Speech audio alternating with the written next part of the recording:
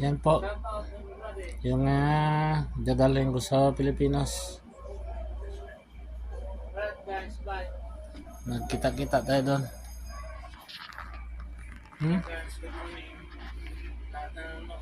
Yan. Apat yan.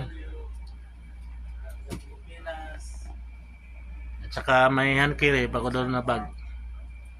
Enough.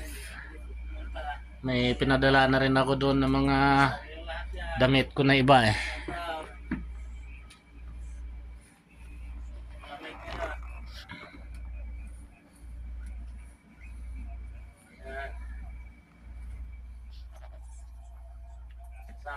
Medyo kalat-kalat ang kwarto namin kasi pinanghukay ko ang dadalhin ko.